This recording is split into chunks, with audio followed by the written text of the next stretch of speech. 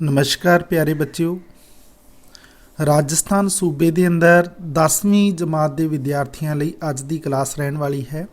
ਆਪਾਂ ਪਿਛਲੀਆਂ ਕਈ ਕਲਾਸਾਂ ਦੇ ਅੰਦਰ ਪੰਜਾਬੀ ਵਿਸ਼ੇ ਦਾ 10ਵੀਂ ਜਮਾਤ ਦਾ ਜਿਹੜਾ ਸਿਲੇਬਸ ਹੈ ਉਸ ਨੂੰ ਸਮਝ ਰਹੇ ਹਾਂ, ਉਸ ਦਾ ਰਿਵੀਜ਼ਨ ਕਰ ਰਹੇ ਹਾਂ।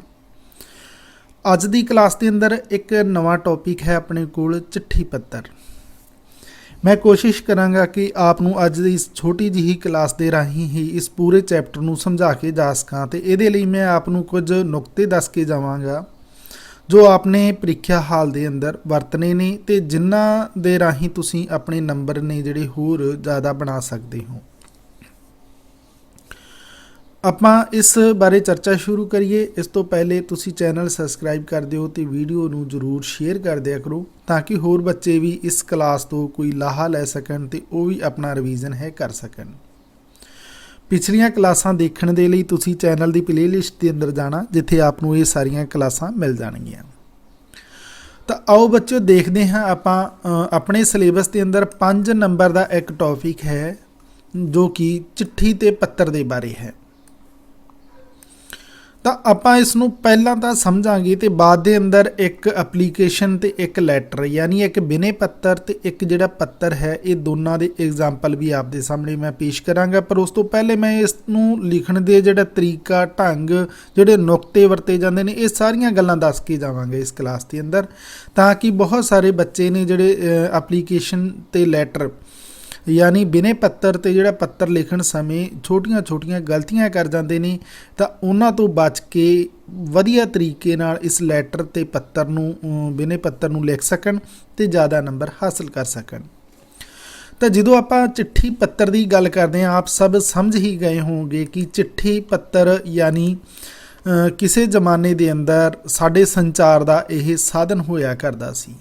पर जिमें जिमें संचार के साधन ने जिहड़े उन्हां दे अंदर तकनीकी सुधार हुंदे गए ते असीं अपने होर लोड़ींदे ते जिहड़े फास्ट तेज़ गति नाल पहुँचण वाले संदेश सी उन्हां दे रस्ते अपनाउंदे गए तां जिहड़ी कागजी जिहड़े पत्तर सी जिहड़े कागजी चिट्ठियां सी वो समय के हिसाब नाल लुप्त हुंदियां गईयां, खत्म हुंदियां गईयां।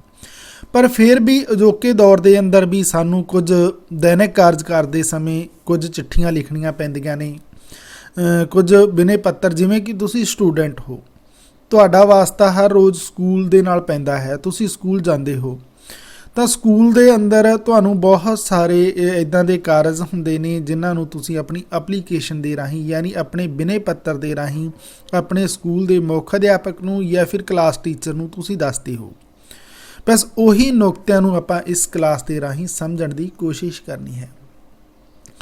ਸਭ ਤੋਂ ਪਹਿਲੇ ਤਾਂ ਮੈਂ ਆਪ ਨੂੰ ਦੱਸ ਦਿੰਨਾ ਹਾਂ ਕਿ ਜਿਹੜੀਆਂ ਚਿੱਠੀ ਪੱਤਰ ਨੇ ਇਹ ਕਿੰਨੇ ਟਾਈਪ ਦੇ ਨੇ। ਵੈਸੇ ਇਹ ਗੱਲਾਂ ਤੇ ਉੱਪਰ ਆਪ ਨੂੰ ਬਿਲਕੁਲ ਵੀ ਧਿਆਨ ਨਹੀਂ ਦੇਣਾ, ਸਿਰਫ ਇਹਨੂੰ ਸਮਝਣਾ ਹੈ ਤੇ ਉਸ ਤੋਂ ਬਾਅਦ ਜਿਵੇਂ ਜਿਵੇਂ ਮੈਂ ਕਹਾਂ ਮੇਰੇ ਨਾਲ ਇਸ ਕਲਾਸ ਦੇ ਅੰਦਰ ਅੱਗੇ ਵਧਦੇ ਰਹਿਣਾ। ਇਹ ਸਾਰੀਆਂ ਗੱਲਾਂ ਸਮਝ ਦੇ ਅੰਦਰ ਆਪਣੇ ਆਪ ਆ ਜਾਣੀਆਂ, ਕੋਈ ਰੱਟਾ ਲਗਾਉਣ ਦੀ ਜ਼ਰੂਰਤ ਨਹੀਂ, कुछ भी याद करने की जरूरत नहीं। पहला तो आप समझते हैं भी चिट्ठी पत्तर दियाँ किस्मां किहड़ियां ने, किस्मां यानी प्रकार किहड़ी ने। तो सब तो पहले अपने कोले जिहड़ी आ जाती है निजी जां घरोगी पत्तर। इहदे अंदर असल दे अंदर वो लैटर वो चिट्ठियां वो पत्तर आ जाते हैं जिहड़े असी अपने निजी या फिर अपणियां नूं असी लिखते हैं। अपणियां तो भाव हो गया जिहड़े तुहाडे निजी संबंधी ने, तुहाडा कोई भैण भरा है, तुहाडा मित्र या फिर सहेली है या फिर तुहाडा कोई परिवारिक मैंबर है, पिता है, चाचा है, मासी है, भूआ है, मामा है, जिहदे नाल तुसीं डायरैक्ट रिश्ते दे अंदर जुड़े हो वो सारे तुहाडे निजी जिहड़े पत्तर दे अंदर शामिल हो जाणगे। इहदे अंदर तुहाडा दोस्त भी आ जाएगा, तुहाडे जिहड़े परिवारिक मैंबर ने वो भी आ जाणगे जिवें भैण भरा है, माता है, पिता है ते बच्चे ने। तो इस तो इलावा जिवें चाचा है, भूआ है, मासी है, मामा है, ये सारे रिश्ते भी निजी चिट्ठियां दे राही ही असी उन्हां दे कोल संदेश भेजते हाँ ते उन्हां दे संदेश सानू मिलते हैं। ਹੁਣ ਦੂਜਾ ਆ ਜਾਂਦਾ ਹੈ ਬੇਨਤੀ ਪੱਤਰ। ਬੇਨਤੀ ਇੱਕ ਤਰੀਕੇ ਦੀ ਇਹ ਐਪਲੀਕੇਸ਼ਨ ਹੈ। ਤੁਸੀਂ ਜਿਵੇਂ ਐਪਲੀਕੇਸ਼ਨ ਅੰਗਰੇਜ਼ੀ ਦੇ ਅੰਦਰ ਕਹਿ ਦਿੰਦੇ ਹੋ, ਹਿੰਦੀ ਦੇ ਅੰਦਰ ਪ੍ਰਾਰਥਨਾ ਪੱਤਰ ਕਹਿ ਦਿੰਦੇ ਹੋ, ਸੇਮ ਟਾਈਪ ਹੈ ਜਿਹੜਾ ਉਹ ਪੰਜਾਬੀ ਦੇ ਅੰਦਰ ਇੱਕ ਬੇਨਤੀ ਪੱਤਰ ਹੈ। ਇਹਦੇ ਅੰਦਰ ਕੀ ਹੁੰਦਾ ਹੈ, ਆਪਾਂ ਕਿਸੇ ਨੂੰ ਬੇਨਤੀ ਕਰਨੀ ਹੁੰਦੀ ਹੈ, ਅਰਥਾਤ ਉਹਨਾਂ ਅੱਗੇ ਇੱਕ ਨਿਵੇਦਨ ਕਰਨਾ ਹੁੰਦਾ ਹੈ ਕਿ ਸਰ ਇੱਦਾਂ ਕਰਕੇ ਮੈਨੂੰ ਇਹ ਚੀਜ਼ ਦੀ ਜ਼ਰੂਰਤ ਹੈ ਜਾਂ ਫਿਰ ਸਾਨੂੰ ਇਹ ਚੀਜ਼ ਦੀ ਜ਼ਰੂਰਤ ਹੈ, ਕਿਰਪਾ ਕਰਕੇ ਸਾਡਾ ਇਸ ਕਾਰਜ ਨੂੰ ਕਰਿਓ ਤਾਂ ਕਿ ਅਸੀਂ ਇਸ ਦੇ ਅੰਦਰ ਹੋਰ ਕੁਝ ਇਜ਼ਾਫਾ ਕਰ ਸਕੀਏ, ਆਪਣਾ ਸੁਧਾਰ ਕਰ ਸਕੀਏ, ਇਸ ਤੋਂ ਲਾਹਾ ਲੈ ਸਕੀਏ। ਤਾਂ ਇੱਕ ਤਰੀਕੇ ਦਾ ਨਿਵੇਦਨ ਹੁੰਦਾ ਹੈ ਇਹਦੇ ਅੰਦਰ। ਤੇ ਜ਼ਿਆਦਾਤਰ ਇਹ ਐਪਲੀਕੇਸ਼ਨ ਹੈ ਜਿਹੜੀ, ਇਹ ਅਰਜੀ ਹੈ, ਬੇਨਤੀ ਪੱਤਰ ਹੈ, ਉਹ ਅਧਿਕਾਰੀਆਂ ਨੂੰ, ਸਰਕਾਰੀ ਅਹੁਦੇਕਾਰਾਂ ਨੂੰ, ਕਿਸੇ ਆਫਿਸ ਨੂੰ ਹੀ ਲਿਖਿਆ ਜਾਂਦਾ ਹੈ। ਕਿਸੇ ਅਹੁਦੇਕਾਰ ਹੁੰਦੇ ਨੇ, ਉਹਦੇ ਅੰਦਰ ਸਰਪੰਚ ਵੀ ਹੋ ਸਕਦਾ ਹੈ, ਉਹਦੇ ਅੰਦਰ DSP ਸਾਹਿਬ ਵੀ ਹੋ ਸਕਦੇ ਨੇ, ਉਹਦੇ ਅੰਦਰ ਸਕੂਲ ਦਾ ਮੁੱਖ ਅਧਿਆਪਕ ਵੀ ਆ ਸਕਦਾ ਹੈ। ਇਹਨੂੰ ਅੱਗੇ ਹੋਰ ਆਪਾਂ ਸਮਝਾਂਗੇ ਤਾਂ ਆਪਣੇ ਆਪ ਇਹ ਗੱਲਾਂ ਆਪਦੀ ਸਮਝ ਦੇ ਅੰਦਰ ਆ ਜਾਣਗੀਆਂ। ਹੁਣ ਤੀਜਾ ਪ੍ਰਕਾਰ ਆ ਗਿਆ ਵਪਾਰਕ ਪੱਤਰਾਂ ਦਾ। ਹੁਣ ਵਪਾਰਕ ਪੱਤਰਾਂ ਦੇ ਅੰਦਰ ਕੀ ਹੋ ਜਾਂਦਾ ਹੈ ਕਿ ਕੰਪਨੀਆਂ ਦੇ ਪੱਤਰ ਵੀ ਇੱਕ ਦੂਜੇ ਨੂੰ ਜਿਹੜੇ ਭੇਜੇ ਜਾਂਦੇ ਨੇ ਉਹ ਵੀ ਸ਼ਾਮਲ ਹੋ ਜਾਂਦੇ ਨੇ। ਪਰ ਜਿਵੇਂ ਤੁਹਾਡੀ ਜਮਾਤ ਹੈ ਉਸ ਲੈਵਲ ਨੂੰ ਧਿਆਨ 'ਚ ਰੱਖਦੇ ਹੋਏ ਆਪਾਂ ਜਦੋਂ ਗੱਲ ਕਰਾਂਗੇ, ਤੁਸੀਂ ਕਿਸੇ ਦੁਕਾਨਦਾਰ ਤੋਂ, ਕਿਸੇ ਕੰਪਨੀ ਤੋਂ ਕੋਈ ਚੀਜ਼, ਕੋਈ TV ਮੰਗਾ ਰਹੇ ਹੋ, ਸੈਮਸੰਗ ਦਾ ਕੋਈ TV ਮੰਗਾ ਰਹੇ ਹੋ, ਤਾਂ ਸੈਮਸੰਗ ਕੰਪਨੀ ਨੂੰ ਤੁਸੀਂ ਇੱਕ ਪੱਤਰ ਲਿਖ ਰਹੇ ਹੋ, ਤਾਂ ਉਹ ਇੱਕ ਤਰੀਕੇ ਦਾ ਇੱਕ ਇਸ ਟਾਈਪ ਦਾ ਬੇਨਤੀ ਪੱਤਰ ਹੀ ਹੋਏਗਾ ਕਿ ਤੁਸੀਂ ਉਸ ਕੰਪਨੀ ਦੇ ਮੈਨੇਜਰ ਨੂੰ ਤੁਸੀਂ ਰਿਕੁਐਸਟ ਕਰੋਗੇ ਕਿ ਮੈਨੂੰ ਇਹ TV ਭੇਜ ਦਿੱਤਾ ਜਾਏ। ਤਾਂ ਇੱਦਾਂ ਦੇ ਪੱਤਰ ਨੇ ਜਿਹੜੇ, ਜਾਂ ਫਿਰ ਕਿਸੇ ਫਰਮ ਨੂੰ ਤੁਸੀਂ ਫਰਮ ਤੋਂ ਸਾਈਕਲ ਮੰਗਵਾ ਰਹੇ ਹੋ, ਜਾਂ ਫਿਰ ਕਿਸੇ ਪੁਸਤਕ ਵਿਕਰੇਤਾ ਤੋਂ ਤੁਸੀਂ ਕਿਤਾਬਾਂ ਮੰਗਵਾ ਰਹੇ ਹੋ, ਤਾਂ ਇੱਦਾਂ ਦੇ ਪੱਤਰਾਂ ਨੂੰ ਤੁਸੀਂ ਆਪਣੇ ਲੈਵਲ ਦੇ ਹਿਸਾਬ ਨਾਲ ਇਸ ਸ਼੍ਰੇਣੀ ਦੇ ਅੰਦਰ ਸ਼ਾਮਲ ਕਰ ਸਕਦੇ ਹੋ। ਦਫ਼ਤਰੀ ਪੱਤਰ ਨੇ, ਇਹਦੇ ਅੰਦਰ ਕੀ ਹੁੰਦਾ ਹੈ ਕਿ ਕਿਸੇ ਅਧਿਕਾਰੀ ਦਾ ਕਿਸੇ ਹੋਰ ਨੂੰ ਜਿਹੜੇ ਲਿਖੇ ਗਏ ਪੱਤਰ ਉਹ ਵੀ ਸ਼ਾਮਲ ਕਰ ਲਏ ਜਾਂਦੇ ਨੇ। ਅਰਧ ਸਰਕਾਰੀ ਪੱਤਰ ਦੇ ਅੰਦਰ ਇਹ ਹੁੰਦਾ ਹੈ ਕਿ ਅਧਿਕਾਰੀ ਤਾਂ ਹੁੰਦੇ ਨੇ ਜਿਹੜੇ ਉਹ ਸਰਕਾਰੀ ਹੁੰਦੇ ਨੇ, ਆਫਿਸ ਗੌਰਮੈਂਟ ਹੁੰਦੇ ਨੇ, ਪਰ ਉਹ ਕੁਝ ਇੱਦਾਂ ਦੇ ਜਿਹੜੇ ਨੁਮਾਇੰਦੇ ਹੁੰਦੇ ਨੇ ਜਿਹੜੇ ਸਾਡੇ ਸਮਾਜ ਦੇ ਵੱਲੋਂ ਚੁਣੇ ਜਾਂਦੇ ਨੇ, ਜਾਂ ਕੁਝ ਇੱਦਾਂ ਦੀਆਂ ਜਿਹੜੇ ਲੋਕ ਹੁੰਦੇ ਨੇ, ਸਮਾਜ ਸੇਵੀ ਹੁੰਦੇ ਨੇ, ਉਹਨਾਂ ਦੇ ਲਈ ਇਹ ਪੱਤਰ ਲਿਖੇ ਜਾਂਦੇ ਨੇ। ਫੁਟਕਲ ਪੱਤਰਾਂ ਦੇ ਅੰਦਰ ਅਸੀਂ ਆਪਣੇ ਜ਼ਰੂਰਤ ਦੇ ਹਿਸਾਬ ਨਾਲ ਲਿਖਣ ਵਾਲੇ ਸਭ ਪੱਤਰਾਂ ਨੂੰ ਸ਼ਾਮਿਲ ਕਰ ਲੈਂਦੇ ਹਾਂ, ਚਾਹੇ ਉਹ ਸ਼ਿਕਾਇਤੀ ਪੱਤਰ ਆ ਜਾਂਦਾ ਹੈ ਜਾਂ ਫਿਰ ਕੋਈ ਆਪਣੇ ਪੁਸਤਕਾਂ ਮੰਗਾਉਣ ਦਾ ਜਾਂ ਕੋਈ ਹੋਰ ਸਮਾਨ ਮੰਗਾਉਣ ਤੋਂ ਸੰਬੰਧਿਤ ਪੱਤਰ ਆ ਜਾਂਦਾ ਹੈ, ਜਾਂ ਫਿਰ ਕਿਸੇ ਅਖਬਾਰ ਦੇ ਸੰਪਾਦਕ ਨੂੰ ਕੋਈ ਪੱਤਰ ਆ ਜਾਂਦਾ ਹੈ, ਖਬਰ ਛਾਪਣ ਸੰਬੰਧੀ ਪੱਤਰ ਆ ਜਾਂਦਾ। ਇਹ ਸਾਰੇ ਟਾਈਪ ਦੇ ਪੱਤਰ ਨੇ ਜਿਹੜੇ ਆਪਾਂ ਫੁਟਕਲ ਟਾਈਪ ਦੇ ਪੱਤਰਾਂ ਦੇ ਅੰਦਰ ਸ਼ਾਮਲ ਕਰ ਲੈਂਦੇ ਹਾਂ। ਦੇਖੋ, ਇਹ ਸਿਰਫ ਗੱਲ ਤੁਸੀਂ ਸਮਝਣੀ ਮਾਤਰ ਸੀ, ਪਰ ਹੁਣ ਇਹਨੂੰ ਆਪਾਂ ਕਰਨਾ ਕਿਵੇਂ ਹੋਏਗਾ, ਇਹਦੇ ਲਈ ਮੈਂ ਤੁਹਾਨੂੰ ਜਿਹੜੇ ਇਸ ਦੇ ਜਿਹੜੇ ਟਾਈਪ ਨੇ ਉਹਨਾਂ ਨੂੰ ਲਿਖਣ ਦਾ ਜਿਹੜਾ ਢੰਗ ਹੈ ਉਸ ਜਗ੍ਹਾ 'ਤੇ ਲੈ ਜਾਣਾ ਹਾਂ। ਲਿਖਣ ਦੀਆਂ ਵਿਧੀਆਂ ਦੇ ਲਈ ਆਮ ਸੁਝਾਅ ਵੈਸੇ ਇੱਥੇ ਦਿੱਤੇ ਹੋਏ ਨੇ, ਤੁਸੀਂ ਇਸ ਦੇ ਅੰਦਰ ਟਾਈਮ ਜ਼ਿਆਦਾ ਵੇਸਟ ਨਾ ਕਰਨਾ, ਕਿਉਂਕਿ ਆਪ ਦੇ ਲਈ ਟਾਈਮ ਹੈ ਜਿਹੜਾ ਬੜਾ ਹੀ ਕੀਮਤੀ ਹੈ। ਆਪਾਂ ਜਦੋਂ ਕੋਈ ਵੀ ਚਿੱਠੀ ਲਿਖਦੇ ਹਾਂ ਤਾਂ ਉਹਦੇ ਅੰਦਰ 2-3 ਗੱਲਾਂ ਨੇ ਜਿਹੜੀਆਂ ਬੜੀਆਂ ਇੰਪੋਰਟੈਂਟ ਹੁੰਦੀਆਂ ਨੇ। ਇੱਕ ਤਾਂ ਹੁੰਦਾ ਹੈ ਸਿਰਨਾਮਾ। ਸਿਰਨਾਮਾ ਤੋਂ ਇਹ ਭਾਵ ਹੁੰਦਾ ਹੈ ਕਿ ਉਸ ਦਾ ਜਿਹੜਾ ਟਾਈਟਲ ਹੈ, ਜਿਸ ਨੂੰ ਆਪਾਂ ਐਡਰੈਸ ਕਹਿ ਦਿੰਦੇ ਹਾਂ, ਉਹ ਬੜਾ ਹੀ ਇੰਪੋਰਟੈਂਟ ਹੁੰਦਾ ਹੈ। ਇਹਦੇ ਲਈ ਕੀ ਹੁੰਦਾ ਹੈ ਕਿ ਇੱਕ ਤਾਂ ਲਿਖਾਈ ਸਾਫ਼ ਅਤੇ ਸੁਥਰੀ ਹੋਵੇ ਤਾਂ ਕਿ ਪੜ੍ਹਨ ਵਾਲੇ ਨੂੰ ਪਤਾ ਚੱਲ ਸਕੇ। ਦੂਜੀ ਇਹ ਗੱਲ ਹੈ ਕਿ ਕੋਈ ਆਪਾਂ ਐਡਰੈਸ ਦੇ ਅੰਦਰ ਇਹ ਗੱਲ ਸ਼ਾਮਿਲ ਕਰਾਂਗੇ ਕਿ ਹਰ ਕਿਸੇ ਨੂੰ ਉਸ ਦੇ ਬਾਰੇ ਜਾਣਕਾਰੀ ਜ਼ਰੂਰ ਹੋਵੇ। ਜਿਵੇਂ ਤੁਸੀਂ ਆਪਣੀ ਗਲੀ ਦਾ ਨਾਮ ਦੇ ਦਿੱਤਾ, ਤੁਸੀਂ ਆਪਣਾ ਨਾਮ ਦੇ ਦਿੱਤਾ, ਆਪਣਾ ਮਕਾਨ ਦਾ ਨੰਬਰ ਦੇ ਦਿੱਤਾ, ਪਰ ਤੁਸੀਂ ਜ਼ਿਲ੍ਹਾ ਨਹੀਂ ਦਿੱਤਾ, ਤਾਂ ਦੇਖੋ ਦੂਰੋਂ ਭੇਜਣ ਵਾਲੇ ਨੂੰ ਕੀ ਪਤਾ ਚੱਲੇਗਾ ਕਿ ਇਹ ਪਿੰਡ ਤੇ ਗਲੀ ਹੈ ਜਿਹੜੀ ਉਹ ਕਿਹੜੇ ਜ਼ਿਲ੍ਹੇ 'ਚ ਹੈ। ਕਿਉਂਕਿ ਇੱਕ ਪਿੰਡ ਦਾ ਹਰ ਕਿਸੇ ਨੂੰ ਪਤਾ ਹੋਵੇ ਜ਼ਰੂਰੀ ਨਹੀਂ, ਪਰ ਜ਼ਿਲ੍ਹਿਆਂ ਦਾ ਲਗਭਗ ਕਿਸੇ ਨੂੰ ਪਤਾ ਹੁੰਦਾ ਹੈ। ਤਾਂ ਇੱਕ ਸੀਕੁਐਂਸ ਜਿਹਨੂੰ ਆਪਾਂ ਕਹਿ ਦਿੰਦੇ ਹਾਂ, ਇੱਕ ਕਰਮ ਜਿਹਨੂੰ ਆਪਾਂ ਕਹਿ ਦਿੰਦੇ ਹਾਂ, ਉਸੇ ਦੇ ਅਨੁਸਾਰ ਸਿਰਨਾਮਾ ਲਿਖਿਆ ਹੋਣਾ ਚਾਹੀਦਾ ਕਿ ਤੁਸੀਂ ਪਹਿਲੇ ਆਪਣੀ ਮਕਾਨ ਨੰਬਰ ਲਿਖੋ, ਫਿਰ ਗਲੀ ਨੰਬਰ ਲਿਖੋ, ਫਿਰ ਤੁਸੀਂ ਆਪਣੇ ਪਿੰਡ ਅਤੇ ਡਾਕਖਾਨੇ ਦਾ ਨਾਮ ਲਿਖੋ, ਉਸ ਤੋਂ ਬਾਅਦ ਤਹਿਸੀਲ ਦਾ ਨਾਮ ਲਿਖੋ, ਜਾਂ ਫਿਰ ਥਾਣੇ ਦਾ ਨਾਮ ਲਿਖੋ, ਜਾਂ ਫਿਰ ਤੁਸੀਂ ਆਪਣੇ ਜ਼ਿਲ੍ਹੇ ਦਾ ਨਾਮ ਲਿਖੋ। ਜ਼ਿਲ੍ਹੇ ਦਾ ਨਾਮ ਤੱਕ ਲਿਖਣਾ ਜ਼ਰੂਰੀ ਮੈਂ ਮੰਨਦਾ ਹਾਂ ਕਿ ਲਿਖਿਆ ਹੋਣਾ ਚਾਹੀਦਾ। ਇਸ ਤੋਂ ਇਲਾਵਾ ਇੱਕ ਗੱਲ ਹੋਰ ਆ ਜਾਂਦੀ ਹੈ, ਉਹ ਆ ਜਾਂਦੀ ਹੈ ਇਸ ਚਿੱਠੀ ਪੱਤਰ ਜੋ ਲਿਖਣ ਦੇ ਲਈ ਜੋ ਖਾਸ ਸੁਝਾਅ ਹੈ, ਉਹਦੇ ਅੰਦਰ ਆਪਣੇ ਕੋਲੇ 3 ਜਿਹੜੇ ਕਰਮ ਹੁੰਦੇ ਨੇ ਉਹ ਮਿੱਥੇ ਜਾਂਦੇ ਨੇ। ਇੱਕ ਇਹ ਮੰਨਿਆ ਜਾਂਦਾ ਹੈ ਕਿ ਆਪਣੇ ਕੋਲੇ ਚਿੱਠੀ ਦਾ ਆਰੰਭ ਹੁੰਦਾ ਹੈ। ਦੂਜਾ ਚਿੱਠੀ ਜਾਂ ਪੱਤਰ ਦਾ ਆਪਣੇ ਕੋਲੇ ਮੱਧ ਹੁੰਦਾ ਹੈ ਤੇ ਤੀਜਾ ਚਿੱਠੀ ਪੱਤਰ ਦਾ ਆਪਣੇ ਕੋਲ ਅੰਤ ਹੁੰਦਾ ਹੈ। ਆਰੰਭ ਸਾਫ਼ ਸੁਥਰਾ ਸਹੀ ਢੰਗ ਦੇ ਨਾਲ ਲਿਖਿਆ ਹੋਣਾ ਚਾਹੀਦਾ, ਅੰਤ ਸਾਫ਼ ਸੁਥਰਾ ਤੇ ਸਹੀ ਤਰੀਕੇ ਦੇ ਨਾਲ ਲਿਖਿਆ ਹੋਣਾ ਚਾਹੀਦਾ। ਮੱਧ ਦੇ ਅੰਦਰ ਉਹ ਸਾਰਾ ਸਬਜੈਕਟ ਆ ਜਾਂਦਾ ਹੈ ਜਿਸ ਬਾਰੇ ਆਪਾਂ ਚਿੱਠੀ ਲਿਖ ਰਹੇ ਹਾਂ, ਪੱਤਰ ਲਿਖ ਰਹੇ ਹਾਂ, ਉਹ ਸਾਰੀ ਗੱਲ ਮੱਧ ਦੇ ਰਾਹੀਂ ਹੀ ਸਮਝਾਈ ਜਾਂਦੀ ਹੈ। ਫਿਰ ਆਪਾਂ ਜਦੋਂ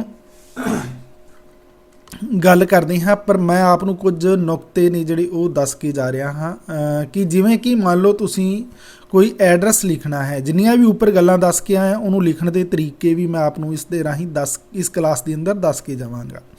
ਜਿਵੇਂ ਕਿ ਸਭ ਤੋਂ ਪਹਿਲੇ ਪਤਾ ਲਿਖਣ ਦੇ ਜਿਹੜੇ ਨਮੂਨੇ ਨੇ ਨਾ ਉਹ ਸਮਝ ਲਓ ਵੀ ਪਤਾ ਜਿਹੜਾ ਐਡਰੈਸ ਹੈ ਉਹ ਕਿਵੇਂ ਲਿਖਣਾ। ਦੇਖੋ ਕੋਈ ਵੀ ਪੱਤਰ ਲਿਖਿਆ ਜਾਂਦਾ ਹੈ ਤਾਂ ਉਸ ਵੇਲੇ ਪਤਾ ਜ਼ਰੂਰ ਲਿਖੀਦਾ ਹੈ, ਕਿਉਂਕਿ ਪਤੇ ਤੋਂ ਬਿਨਾਂ ਤਾਂ ਉਹ ਪੱਤਰ ਪਹੁੰਚੇਗਾ ਕਿਵੇਂ। ਤਾਂ ਪੱਤਰ ਲਿਖਣ ਦੇ ਤਰੀਕੇ ਨੇ ਜਿਹੜੇ ਪਿੰਡ ਤੇ ਡਾਕ ਕਮਾਲਪੁਰ, ਤਹਿਸੀਲ ਸੁਨਾਮ, ਜ਼ਿਲ੍ਹਾ ਸੰਗਰੂਰ ਤੇ ਆ ਮਿਤੀ ਵੀ ਆ ਗਈ। ਤਾਂ ਦੇਖੋ ਇਹਦੇ ਅੰਦਰ ਪਿੰਡ ਦਾ ਨਾਮ ਹੈ, ਤਹਿਸੀਲ ਦਾ ਨਾਮ ਹੈ, ਜ਼ਿਲ੍ਹੇ ਦਾ ਨਾਮ ਹੈ ਤੇ ਇੱਕ ਮਿਤੀ ਹੈ ਯਾਨੀ ਤਰੀਕ ਹੈ। ਫਿਰ ਦੂਜਾ ਜਿਹੜਾ ਤਰੀਕਾ ਆ ਗਿਆ, ਇਹਦੇ ਅੰਦਰ ਆ ਗਿਆ ਮਕਾਨ ਨੰਬਰ 3978 ਆਰਿਆ ਸਮਾਜ ਚੌਂਕ ਪਟਿਆਲਾ 30 ਮਈ 2014। ਤਾਂ ਦੇਖੋ ਇਹਦੇ ਅੰਦਰ ਮਕਾਨ ਦਾ ਨੰਬਰ ਆ ਗਿਆ, ਨੇੜੇ ਦਾ ਜਿਹੜਾ ਇੱਕ ਪਹਿਚਾਣ ਚਿੰਨ੍ਹ ਹੈ ਜਿਵੇਂ ਕਿ ਆਰਿਆ ਸਮਾਜ ਚੌਂਕ ਇਹ ਆ ਗਿਆ, ਜ਼ਿਲ੍ਹੇ ਦਾ ਨਾਮ ਆ ਗਿਆ ਤੇ ਤਰੀਕ ਆ ਗਈ। ਤੀਜਾ ਤਰੀਕਾ ਹੈ ਪ੍ਰੀਖਿਆ ਭਵਨ, ਸਰਕਾਰੀ ਸੈਕੰਡਰੀ ਸਕੂਲ, ਸ਼ਹਿਰ। ਇੱਥੇ ਸ਼ਹਿਰ ਤੁਸੀਂ ਕੋਈ ਵੀ ਭਰ ਲੈਣਾ, ਜਿਵੇਂ ਕਿ ਜੈਪੁਰ ਹੈ ਜਾਂ ਫਿਰ ਬਠਿੰਡਾ ਹੈ ਜਾਂ ਗੰਗਾਨਗਰ ਹੈ। ਆ ਮਿਤੀ ਹੈਗੀ 20 ਮਾਰਚ 2014। ਮੇਰੇ ਹਿਸਾਬ ਨਾਲ ਆ ਜਿਹੜਾ ਵਾਲਾ ਐਡਰੈਸ ਹੈ ਇਹ ਆਪ ਨੂੰ ਹਰ ਜਗ੍ਹਾ ਸ਼ੂਟ ਕਰ ਜਾਏਗਾ ਪੇਪਰ ਦੇ ਅੰਦਰ। ਕੋਈ ਵੀ ਦੇਖੋ ਦੋ ਗੱਲਾਂ ਮੈਂ ਹੋਰ ਦੱਸ ਦਿੰਦਾ ਹਾਂ ਆਪ ਨੂੰ। ਇੱਕ ਤਾਂ ਇਹ ਕਿ ਪ੍ਰੀਖਿਆ ਦੇ ਅੰਦਰ ਤੁਸੀਂ ਕਿਤੇ ਵੀ ਆਪਣਾ ਪਹਿਚਾਣ ਚਿੰਨ੍ਹ ਨਹੀਂ ਲਿਖੋਗੇ, ਜਿਵੇਂ ਕਿ ਮੋਬਾਈਲ ਨੰਬਰ, ਆਪਣਾ ਸਹੀ ਨਾਮ ਵਗੈਰਾ ਵਗੈਰਾ। ਦੂਜੀ ਗੱਲ, ਤੁਸੀਂ ਐਪਲੀਕੇਸ਼ਨ ਜਾਂ ਲੈਟਰ ਯਾਨੀ ਅਰਜੀ ਜਾਂ ਬੇਨਤੀ ਪੱਤਰ ਲਿਖਦੇ ਸਮੇਂ ਐਡਰੈਸ ਦੇ ਅੰਦਰ ਆਪਣਾ ਐਡਰੈਸ ਨਹੀਂ ਪਾਉਂਗੇ, ਕਾਲਪਨਿਕ ਪਾਓ। ਜਾਂ ਤਾਂ ਤੁਹਾਨੂੰ ਪੇਪਰ ਦੇ ਅੰਦਰ ਹੀ ਮਿਲ ਜਾਏਗਾ ਕਿ ਤੁਹਾਡਾ ਨਾਮ ਜਸਪ੍ਰੀਤ ਸਿੰਘ ਹੈ, ਤੁਸੀਂ ਬਠਿੰਡਾ ਸ਼ਹਿਰ ਦੇ ਨਿਵਾਸੀ ਹੋ ਤੇ 8ਵੀਂ ਜਮਾਤ ਵਿੱਚ ਪੜ੍ਹਦੇ ਹੋ।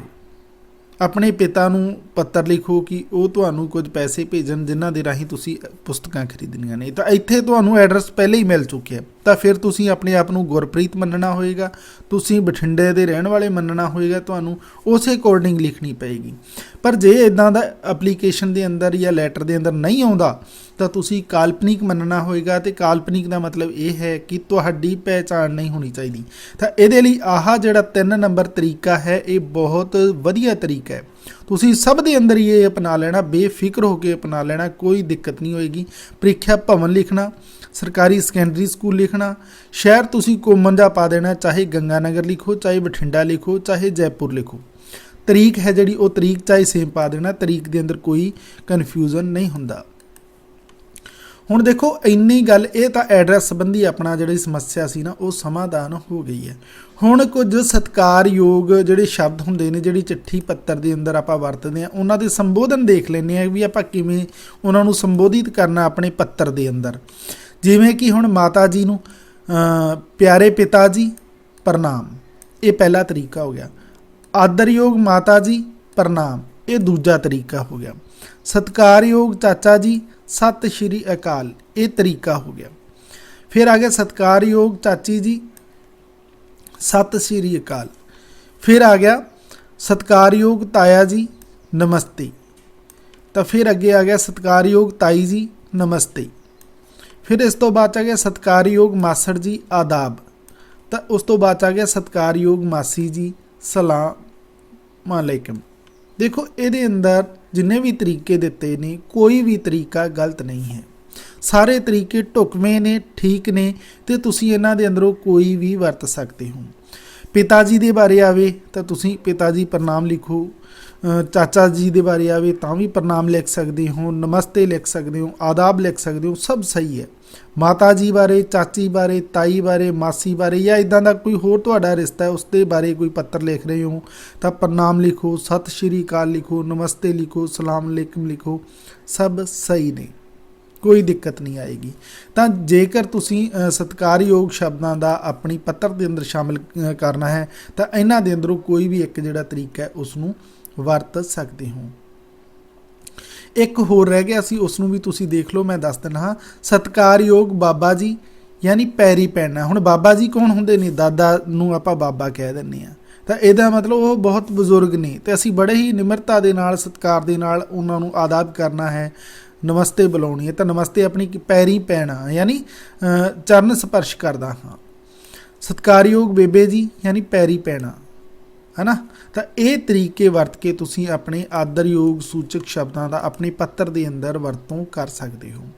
ਹੁਣ ਇੱਕ ਹੋਰ ਜਿਹੜੇ ਨੁਕਤਾ ਆ ਗਿਆ, ਤਰੀਕਾ ਆ ਗਿਆ, ਉਹ ਇਹ ਆ ਗਿਆ ਕਿ ਜਿਹੜੇ ਭੈਣ ਭਰਾ ਨੇ ਜਾਂ ਫਿਰ ਮਿੱਤਰ ਜਾਂ ਕੋਈ ਸਹੇਲੀ ਹੈ, ਉਹ ਤੁਹਾਡੇ ਤੋਂ ਜਾਂ ਤਾਂ ਛੋਟੇ ਹੈ ਤੇ ਜਾਂ ਤੁਹਾਡੇ ਹਮ ਉਮਰ ਹੈ, ਤਾਂ ਉਹਨਾਂ ਲਈ ਤੁਸੀਂ ਕਿਹੜੇ ਸ਼ਬਦਾਂ ਦੀ ਵਰਤੋਂ ਕਰਨੀ ਹੈ?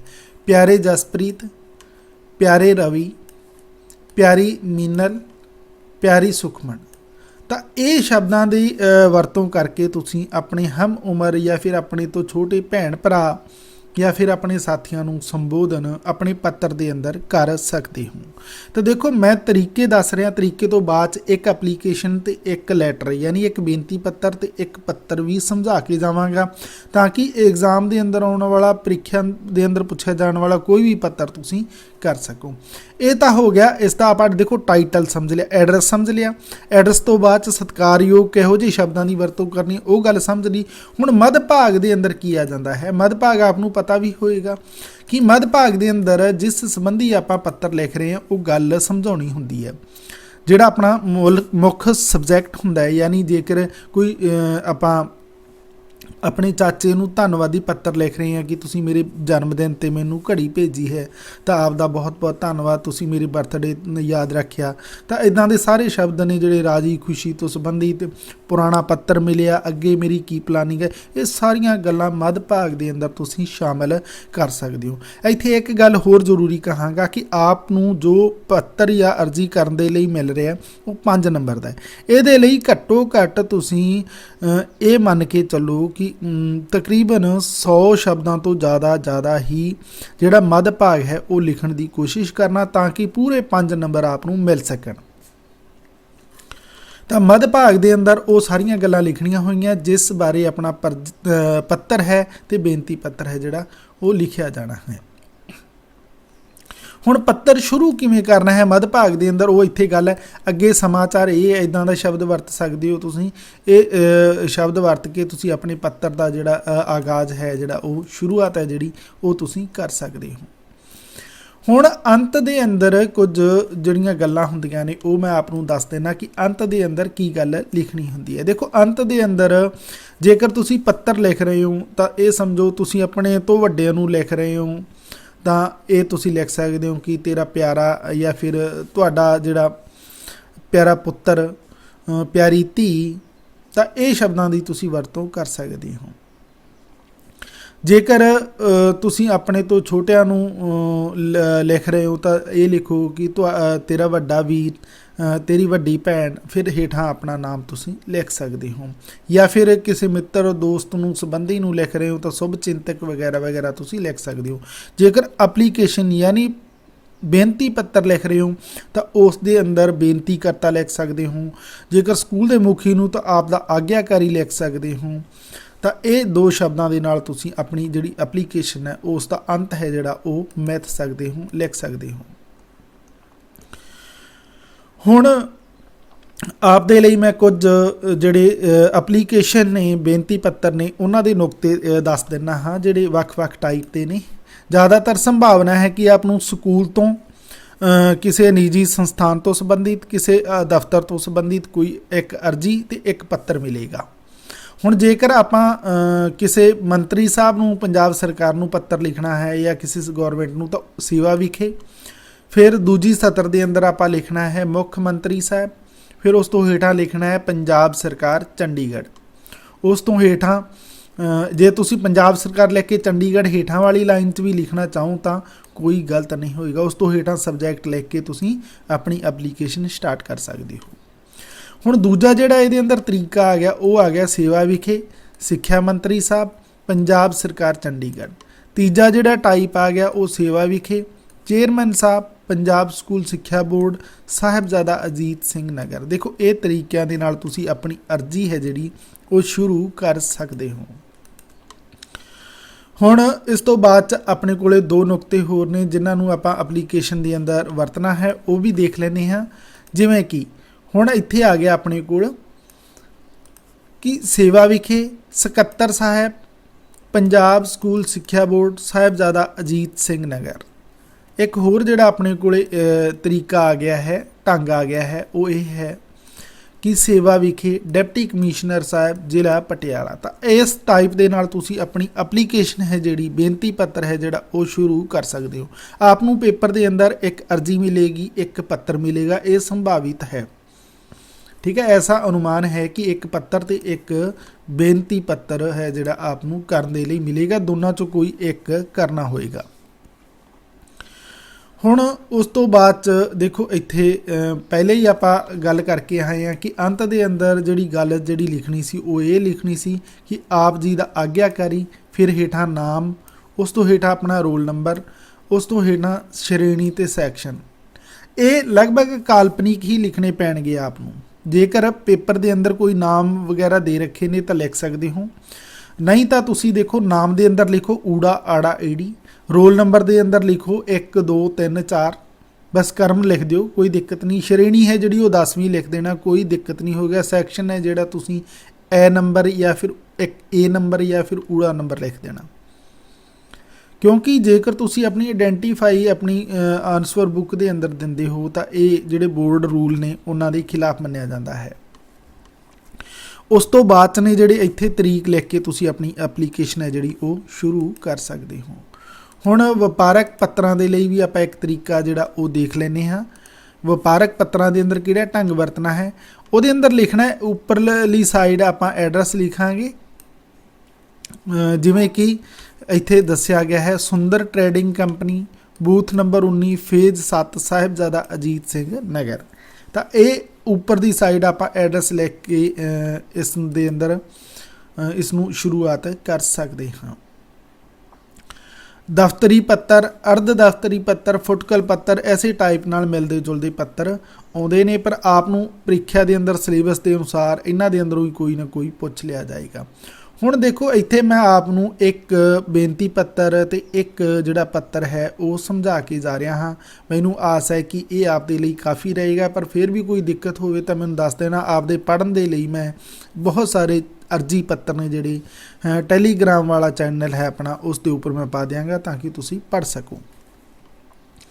ਦੇਖੋ ਆਪਣੇ ਕੋਲੇ ਇੱਕ ਪੱਤਰ ਆ ਗਿਆ, ਇਸ ਪੱਤਰ ਨੂੰ ਪਹਿਲੇ ਪੜ੍ਹਾਂਗੇ ਆਪਾਂ। ਪ੍ਰਸ਼ਨ ਪੜਾਂਗੇ, ਆਪਣੇ ਗੂੜੇ ਮਿੱਤਰ ਜਾਂ ਸਹੇਲੀ ਨੂੰ ਚਿੱਠੀ ਲਿਖੋ ਕਿ ਉਹ ਪੜ੍ਹਾਈ ਅਤੇ ਖੇਡਾਂ ਵਿੱਚ ਬਰਾਬਰ ਦਿਲਚਸਪੀ ਲਵੇ। ਤਾਂ ਹੁਣ ਲਿਖਣਾ ਕਿਹਨੂੰ ਹੈ, ਆਪਣੇ ਮਿੱਤਰ ਜਾਂ ਫਿਰ ਸਹੇਲੀ ਨੂੰ ਲਿਖਣਾ ਹੈ। ਕਾਹਦੇ ਵਾਸਤੇ ਲਿਖਣਾ ਹੈ, ਉਹ ਪੜ੍ਹਾਈ 'ਚ ਤੇ ਖੇਡਾਂ 'ਚ ਦੋਨਾਂ 'ਚ ਬਰਾਬਰ ਪਾਰਟੀਸਪੇਟ ਕਰੇ। ਇਕੱਲਾ ਪੜ੍ਹਾਈ ਨੂੰ ਮਹੱਤਵ ਨਾ ਦੇਵੇ, ਨਾ ਹੀ ਇਕੱਲੀ ਖੇਡਾਂ ਨੂੰ ਮਹੱਤਵ ਦੇਵੇ। ਤਾਂ ਹੁਣ ਦੇਖੋ ਪ੍ਰੀਖਿਆ ਭਵਨ ਸਰਕਾਰੀ ਸੀਨੀਅਰ ਸੈਕੰਡਰੀ ਸਕੂਲ ਸੰਗਰੂਰ, ਇੱਥੇ ਤੁਸੀਂ ਜੈਪੁਰ ਜਾਂ ਗੰਗਾਨਗਰ ਲਿਖ ਲੈਣਾ। ਤਰੀਕ ਬਿਲਕੁਲ ਸੇਮ ਡੇ ਦੀ ਪਾ ਦੇਣਾ, ਕੋਈ ਦਿੱਕਤ ਨਹੀਂ ਹੋਏਗਾ।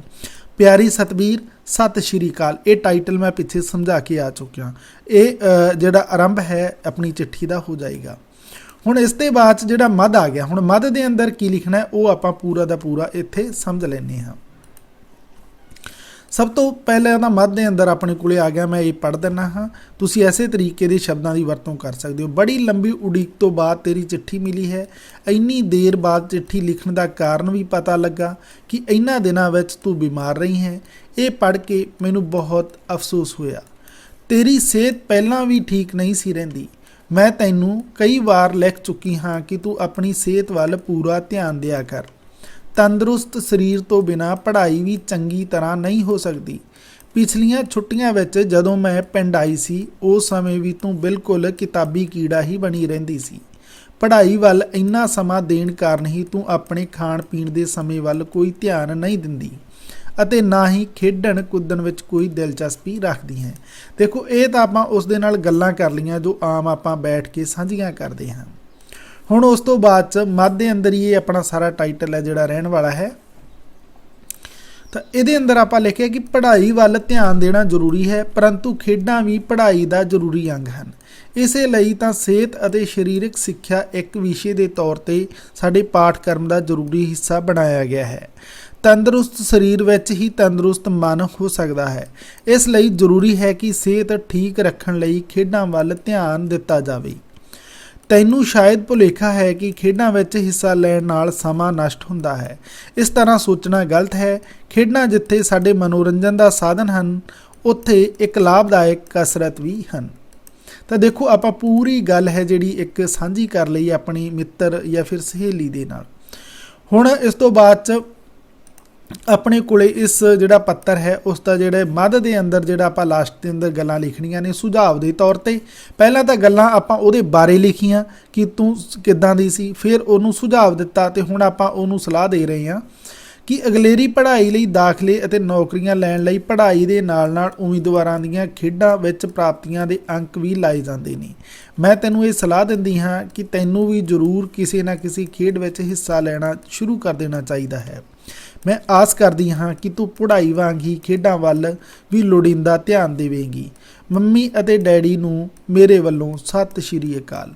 ਇਹ ਆਪਣੀ ਜਿਹੜਾ ਮੱਧ ਦਾ ਭਾਗ ਸੀ ਚਿੱਠੀ ਦਾ, ਜਿਹੜਾ ਸਹੇਲੀ ਨੂੰ ਲਿਖਿਆ ਗਿਆ, ਉਹ ਪੂਰਾ ਹੋ ਗਿਆ।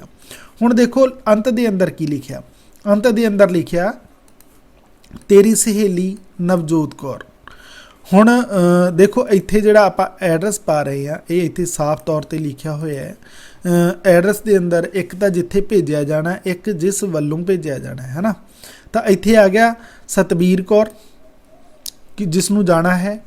ਪਿੰਡ ਤੇ ਡਾਕਖਾਨਾ ਮਹਿਲਾਂ ਚੌਕ, ਤਹਿਸੀਲ ਸੁਨਾਮ, ਜ਼ਿਲ੍ਹਾ ਸੰਗਰੂਰ, PIN 31488035। ਤੁਸੀਂ ਇਹਨੂੰ ਕਾਲਪਨਿਕ ਲਿਖ ਦੇਣਾ, ਨਾਮ ਚਾਹੇ ਊੜਾ ਆੜਾ ਈਡੀ ਲਿਖ ਦੇਣਾ, ਚਾਹੇ ਕੋਈ ਵੀ ਕਲਪਨਾ ਦੇ ਨਾਮ ਸਤਬੀਰ ਕੌਰ ਹੀ ਲਿਖ ਦੇਣਾ। ਪਿੰਡ ਤੇ ਡਾਕਖਾਨਾ ਕਲਪਨਾ ਦੇ ਆਧਾਰਿਤ ਲਿਖ ਦੇਣਾ, ਗੰਗਾ ਨਗਰ ਲਿਖ ਕੇ ਛੱਡ ਦੇਣਾ। ਤਹਿਸੀਲ ਵੀ ਕੋਈ ਲਿਖ ਦੇਣਾ, ਜ਼ਿਲ੍ਹਾ ਵੀ ਕੋਈ ਵੀ ਲਿਖ ਦੇਣਾ। ਪਿੰਨ ਕੋਡ ਹੈ ਜਿਹੜਾ ਉਹ ਵੀ ਤੁਸੀਂ 1 2 3 4 5 ਲਿਖ ਕੇ ਛੱਡ ਦੇਣਾ। ਇਸ ਟਾਈਪ ਦੇ ਨਾਲ ਤੁਸੀਂ ਅਰਜੀ ਪੱਤਰ ਲਿਖੋਗੇ ਤਾਂ ਮੇਰਾ ਮੰਨਣਾ ਹੈ ਕਿ ਆਪਦੇ ਨੰਬਰ ਕੱਟਣ ਵਾਲਾ ਕੋਈ ਨਹੀਂ ਹੈ। ਬਟਾ ਆਪ ਨੂੰ ਨੰਬਰ ਜ਼ਰੂਰ ਮਿਲ ਜਾਣਗੇ। ਹੁਣ ਮੈਂ ਇੱਕ ਆਪ ਨੂੰ ਬੇਨਤੀ ਪੱਤਰ ਹੈ ਜਿਹੜਾ ਉਹ ਸਮਝਾ ਕੇ ਜਾ ਰਿਹਾ ਹਾਂ ਤਾਂ ਕਿ ਆਪ ਨੂੰ ਦੋਨੋਂ ਤਰੀਕੇ ਨੇ ਜਿਹੜੇ ਉਹ ਸਮਝ ਦੇ ਅੰਦਰ ਆ ਸਕਣ। ਪ੍ਰੀਖਿਆ ਦੇ ਸਿਲੇਬਸ ਦੇ ਅੰਦਰ ਆਪ ਨੂੰ ਜਿੰਨੇ ਇੱਕ ਟੌਪਿਕ ਦਿੱਤੇ ਨੇ ਉਹਨਾਂ ਤੋਂ ਸੰਬੰਧਿਤ ਤੁਸੀਂ ਰਿਵੀਜ਼ਨ ਕਰ ਲੈਣਾ ਤਾਂ ਕਿ ਉਹਨਾਂ ਦੇ ਅੰਦਰੋਂ ਹੀ ਐਗਜ਼ਾਮ ਦੇ ਅੰਦਰ ਕੋਈ ਨਾ ਕੋਈ ਪੁੱਛ ਲਿਆ ਜਾਏਗਾ। ਹੁਣ ਆਪਣੇ ਕੋਲੇ ਇੱਕ ਬੇਨਤੀ ਪੱਤਰ ਆ ਜਾਂਦਾ ਹੈ, ਯਾਨੀ ਐਪਲੀਕੇਸ਼ਨ ਆ ਜਾਂਦੀ ਹੈ, ਉਸ ਨੂੰ ਆਪਾਂ ਦੇਖ ਲੈਂਦੇ ਹਾਂ। ਇਹ ਬੇਨਤੀ ਪੱਤਰ ਹੈ ਜਿਹੜਾ ਇਹ ਕਿਸੇ ਅਖਬਾਰ ਵਾਲੇ ਨੂੰ ਲਿਖਣ ਦੇ ਲਈ ਹੈ। ਪਹਿਲੇ ਆਪਾਂ ਇਹ ਸਾਰਾ ਪ੍ਰਸ਼ਨ ਪੜਾਂਗੇ, ਉਸ ਤੋਂ ਬਾਅਦ ਹੀ ਤਾਂ ਪਹਿਲੇ ਆਪਾਂ ਪ੍ਰਸ਼ਨ ਦੇਖ ਲੈਂਦੇ ਹਾਂ ਕਿ ਪ੍ਰਸ਼ਨ ਦੇ ਅੰਦਰ ਆਪਣੇ ਤੋਂ ਕੀ ਪੁੱਛਿਆ ਗਿਆ ਹੈ। ਤੁਹਾਡੇ ਸ਼ਹਿਰ ਵਿੱਚ ਬੱਚਿਆਂ ਦੇ ਚੁੱਕੇ ਜਾਣ ਦੀਆਂ ਵਾਰਦਾਤਾਂ ਵੱਧ ਰਹੀਆਂ ਹਨ। ਕਿਸੇ ਅਖਬਾਰ ਦੇ ਸੰਪਾਦਕ ਨੂੰ ਇਸ ਸੰਬੰਧ ਵਿੱਚ ਪੱਤਰ ਲਿਖੋ ਤਾਂ ਜੋ ਲੋਕ ਸੁਚੇਤ ਹੋ ਜਾਣ ਤੇ ਸਰਕਾਰ ਇਸ ਬਾਰੇ ਉਚਿਤ ਕਾਰਵਾਈ ਕਰੇ।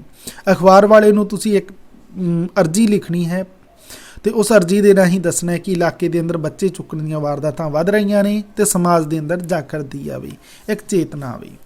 ਤਾਂ ਉੱਪਰ ਹੀ ਉੱਪਰ ਤਾਂ ਤੁਸੀਂ ਕੀ ਲਿਖਣਾ ਹੈ, ਇੱਥੇ ਤੁਸੀਂ ਲਿਖਣਾ ਹੈ ਉੱਪਰ ਹੀ ਉੱਪਰ ਸੇਵਾ ਵਿਖੇ। ਫਿਰ ਅੱਗੇ ਲਿਖਣਾ ਹੈ ਸੰਪਾਦਕ ਸਾਹਿਬ। ਸੰਪਾਦਕ ਕਿਹੜੇ ਅਖਬਾਰ ਦਾ ਹੈ ਤੁਸੀਂ ਕੋਈ ਵੀ ਲਿਖ ਦੇਣਾ। ਇੱਥੇ ਪੰਜਾਬੀ ਟ੍ਰਿਬਿਊਨ ਲਿਖਿਆ ਹੋਇਆ, ਤੁਸੀਂ ਰਾਜਸਥਾਨ ਪੱਤਰਿਕਾ, ਸੀਮਾ ਸੰਦੇਸ਼, ਦੈਨਿਕ ਭਾਸਕਰ ਕੋਈ ਵੀ ਲਿਖ ਸਕਦੇ ਹੋ। ਇੱਥੇ ਚੰਡੀਗੜ੍ਹ ਲਿਖਿਆ ਹੋਇਆ, ਤੁਸੀਂ ਗੰਗਾ ਨਗਰ ਲਿਖ ਸਕਦੇ ਹੋ ਜਾਂ ਜੈਪੁਰ ਲਿਖ ਸਕਦੇ ਹੋ। ਫਿਰ ਵਿਸ਼ਾ ਲਿਖਣਾ ਬਹੁਤ ਜ਼ਰੂਰੀ ਹੈ। ਐਪਲੀਕੇਸ਼ਨ ਦੇ ਅੰਦਰ ਜਿਹੜਾ ਵਿਸ਼ਾ ਹੈ ਉਹ ਬਹੁਤ ਲਾਜ਼ਮੀ ਹੁੰਦਾ। ਇਹ ਤੋਂ ਹੀ ਆਪਣੀ ਚਿੱਠੀ ਦਾ ਮੁਹਾਂਦਰੇ ਦਾ ਪਤਾ ਚੱਲਦਾ ਹੈ। ਬੱਚੇ ਚੁੱਕਣ ਵਾਲੀ ਗਰੋਹ ਤੋਂ ਸੁਚੇਤ ਕਰਨ ਬਾਰੇ। ਫਿਰ ਅੱਗੇ ਸ਼੍ਰੀਮਾਨ ਜੀ ਜਾਂ ਫਿਰ ਸ਼੍ਰੀਮਤੀ ਜੀ। ਹੁਣ ਆਪਾਂ ਇਸ ਨੂੰ ਪੜ੍ਹ ਲੈਂਦੇ ਹਾਂ। ਜਿਹੜਾ ਇਸ ਦੇ ਮੱਧ ਭਾਗ ਦੇ ਅੰਦਰ ਲਿਖਿਆ, ਮੈਂ ਪੰਜਾਬੀ ਟ੍ਰਿਬਿਊਨ ਅਖਬਾਰ ਦੁਆਰਾ ਆਪਣੀ ਸ਼ਹਿਰ ਵਿੱਚ ਬੱਚੇ ਚੁੱਕੇ ਜਾਣ ਦੀਆਂ ਘਟਨਾਵਾਂ ਬਾਰੇ ਸਰਕਾਰ ਅਤੇ ਲੋਕਾਂ ਨੂੰ ਸੁਚੇਤ ਕਰਨਾ ਚਾਹੁੰਦਾ ਹਾਂ ਤਾਂ ਜੋ ਇਸ ਗੰਭੀਰ ਸਮੱਸਿਆ ਦਾ ਕੋਈ ਸਾਰਥਕ ਹੱਲ ਲੱਭਿਆ ਜਾ ਸਕੇ। ਇਹ ਆਪਣੇ ਵਿਚਾਰ ਨੇ ਨਾ ਜਿਹੜੇ ਮੱਧ ਭਾਗ ਦੇ ਅੰਦਰ ਐਪਲੀਕੇਸ਼ਨ ਦੇ ਅੰਦਰ ਪ੍ਰਗਟ ਕਰਨੇ ਨੇ, ਜਿਨ੍ਹਾਂ ਤੋਂ ਤੁਸੀਂ ਆਮ ਲੋਕਾਂ ਨੂੰ ਜਾਣੂ ਕਰਵਾਉਣਾ ਹੈ। ਪਿਛਲੇ ਹਫ਼ਤੇ ਸਾਡੇ ਮਹੱਲੇ ਦੇ ਬੱਚੇ ਸਕੂਲ ਪੜ੍ਹਨ ਗਏ। ਉਹ ਤੀਜੀ ਜਮਾਤ ਵਿੱਚ ਪੜ੍ਹਦੇ ਸਨ। ਸ਼ਾਮ ਤੱਕ ਉਹਨਾਂ ਬੱਚਿਆਂ ਵਿੱਚੋਂ ਕੁਝ ਬੱਚੇ ਸਕੂਲ ਤੋਂ ਵਾਪਸ ਨਾ ਆਏ। ਉਹਨਾਂ ਦੇ ਸਾਥੀਆਂ ਤੋਂ ਪੁੱਛ ਪੜਤਾਲ ਕਰਨ 'ਤੇ ਪਤਾ ਲੱਗਾ ਕਿ ਛੁੱਟੀ ਤੋਂ ਬਾਅਦ ਉਹਨਾਂ ਬੱਚਿਆਂ ਨੂੰ ਉਹਨਾਂ ਦੇ ਨੇ ਇੱਕ ਬੰਦੇ ਨਾਲ ਗੱਲਾਂ ਕਰਦਿਆਂ ਵੇਖਿਆ ਸੀ, ਪਰ ਕੋਈ ਰਿਸ਼ਤੇਦਾਰ ਸਮਝ ਕੇ ਉਹਨਾਂ ਵੱਲ ਬਹੁਤਾ ਧਿਆਨ ਨਾ ਦਿੱਤਾ। ਜਿਸ ਬੰਦੇ ਕੋਲ ਉਹ ਖੜੇ ਸਨ, ਸ਼ਾਇਦ ਉਹੀ ਉਹਨਾਂ ਨੂੰ ਕਿਸੇ ਤਰ੍ਹਾਂ ਦਾ ਲਾਲਚ ਦੇ ਕੇ ਆਪਣੇ ਨਾਲ ਲੈ ਗਿਆ ਹੋਵੇ। ਪੁਲਿਸ ਨੂੰ ਸੂਚਿਤ ਕਰ ਦੇਣ ਦੇ ਬਾਵਜੂਦ ਅਜੇ ਤੱਕ ਉਹਨਾਂ ਦਾ ਕੁਝ ਪਤਾ ਨਹੀਂ ਲੱਗਿਆ। ਉਹਨਾਂ ਬੱਚਿਆਂ ਦੇ ਮਾਤਾ-ਪਿਤਾ ਅਤੇ ਸਾਕ ਸੰਬੰਧੀ ਬਹੁਤ ਦੁਖੀ ਅਤੇ ਪਰੇਸ਼ਾਨ ਹਨ। ਅਜੇ ਕੱਲ੍ਹ ਦੀ ਹੀ ਗੱਲ ਹੈ ਕਿ ਕੁਝ ਬੱਚੇ ਪਾਰਕ ਵਿੱਚ ਖੇਡਣ ਗਏ ਅਤੇ ਉਹਨਾਂ ਵਿੱਚੋਂ ਵੀ ਇੱਕ ਬੱਚਾ ਸ਼ਾਮ ਤੱਕ ਘਰ ਵਾਪਸ ਨਹੀਂ ਆਇਆ। ਇਸ ਬਾਰੇ ਵੀ ਪੁਲਿਸ ਨੂੰ ਸੂਚਿਤ ਕਰ ਦਿੱਤਾ ਗਿਆ ਹੈ, ਪਰ ਅਜੇ ਤੱਕ ਕੋਈ ਗ੍ਰਿਫਤਾਰੀ ਨਹੀਂ ਹੋਈ, ਯਾਨੀ ਉਹਨਾਂ ਦੇ ਬਾਰੇ ਕੋਈ ਪਤਾ ਨਹੀਂ ਲੱਗਿਆ। ਫਿਰ ਉਸ ਤੋਂ ਬਾਅਦ ਸ਼ਹਿਰ ਦੇ ਲੋਕਾਂ ਨੂੰ ਡਰ ਹੈ ਕਿ ਸ਼ਹਿਰ ਵਿੱਚ ਕੋਈ ਬੱਚੇ ਚੁੱਕਣ ਵਾਲਾ ਗਰੋਹ ਸਰਗਰਮ ਹੈ। ਅਖਬਾਰ ਦੇ ਮਾਧਿਅਮ ਰਾਹੀਂ ਮੈਂ ਇਹ ਮਸਲਾ ਸਰਕਾਰ ਦੇ ਉੱਚ ਅਧਿਕਾਰੀਆਂ ਦੇ ਧਿਆਨ ਵਿੱਚ ਲਿਆਉਣਾ ਚਾਹੁੰਦਾ ਹਾਂ ਤਾਂ ਕਿ ਉਹ ਬੱਚੇ ਚੁੱਕਣ ਵਾਲੇ ਇਸ ਗਰੋਹ ਨੂੰ ਛੇਤੀ ਤੋਂ ਛੇਤੀ ਕਾਬੂ ਕਰਨ ਲਈ ਉਚਿਤ ਕਾਰਵਾਈ ਕਰਨ। ਇਸ ਸੰਬੰਧੀ ਮਾਪਿਆਂ ਨੂੰ ਵੀ ਸੁਚੇਤ ਰਹਿਣ ਦੀ ਲੋੜ ਹੈ।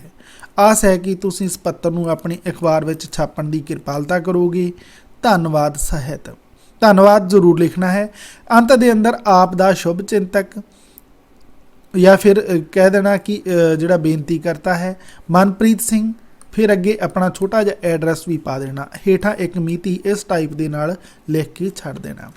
ਇਸ ਤਰੀਕੇ ਨਾਲ ਜੇਕਰ ਤੁਸੀਂ ਐਪਲੀਕੇਸ਼ਨ ਜਾਂ ਫਿਰ ਲੈਟਰ ਲਿਖਦੇ ਹੋ, ਪੰਜਾਬੀ ਦੇ ਅੰਦਰ ਬੇਨਤੀ ਪੱਤਰ ਜਾਂ ਫਿਰ ਪੱਤਰ ਲਿਖਦੇ ਹੋ, ਤਾਂ ਮੇਰਾ ਮੰਨਣਾ ਹੈ ਕਿ ਆਪ ਨੂੰ 5 ਦੇ ਅੰਦਰੋਂ 5 ਨੰਬਰ ਤੋਂ ਕੋਈ ਨਹੀਂ ਰੋਕ ਸਕਦਾ। ਅਤੇ ਇੱਦਾਂ ਹੀ ਤੁਸੀਂ ਟੌਪਿਕ ਵਾਈਜ਼ ਆਪਣੇ ਨੰਬਰ ਪੂਰੇ ਕਰੋਗੇ ਤਾਂ ਬਟਾ 'ਚ ਬਟਾ ਨੰਬਰ ਲੈਣੋਂ ਵੀ ਪੰਜਾਬੀ ਦੇ ਅੰਦਰ ਆਪ ਨੂੰ ਕੋਈ ਨਹੀਂ ਰੋਕ ਸਕਦਾ। ਤਾਂ ਬੱਚਿਓ, ਅੱਜ ਦੀ ਕਲਾਸ ਜੇਕਰ ਚੰਗੀ ਲੱਗੀ ਤਾਂ ਲਾਈਕ ਸ਼ੇਅਰ ਜ਼ਰੂਰ ਕਰ ਦਿਆ ਕਰੋ, ਕਮੈਂਟ ਕਰਕੇ ਜਾਇਆ ਕਰੋ। ਅਤੇ ਆਪ ਜੇਕਰ ਗੁਰੂਜਨ ਸਾਹਿਬਾਨ ਵੀ ਦੇਖ ਰਹੇ ਨੇ ਤਾਂ ਉਹਨਾਂ ਨੂੰ ਵੀ ਬੇਨਤੀ ਹੈ ਕਿ ਇਸ ਨੂੰ ਆਪਣੇ ਪਿੰਡ ਦੇ ਆਪਣੇ ਜਿਹੜੇ ਸਕੂਲ ਨਾਲ ਜੁੜੇ ਹੋਏ ਗਰੁੱਪ ਨੇ ਉਹਨਾਂ ਦੇ ਅੰਦਰ ਵੀ ਸ਼ੇਅਰ ਕਰ ਦੇਣਾ ਤਾਂ ਕਿ ਜਿਹੜੇ ਪਿੰਡ ਦੇ ਬੱਚੇ ਨੇ ਜੋ 10ਵੀਂ ਜਮਾਤ ਦੇ ਨੇ ਤਾਂ ਉਹਨਾਂ ਤੱਕ ਵੀ ਇਸ ਦੀ ਪਹੁੰਚ ਹੋ ਸਕੇ। ਲਗਾਤਾਰ ਕਲਾਸਾਂ ਦੇਖਦੇ ਰਹਿਣਾ। ਆਪ ਨੂੰ ਇਹ ਪੂਰੇ ਸਿਲੇਬਸ 'ਤੇ ਰਿਵੀਜ਼ਨ ਹੈ ਜਿਹੜਾ ਕਰਵਾਇਆ ਜਾਏਗਾ। ਮਿਹਨਤ ਜਾਰੀ ਰੱਖਣਾ। ਮਿਲਦੇ ਹਾਂ ਅਗਲੀ ਕਲਾਸ ਦੇ ਅੰਦਰ।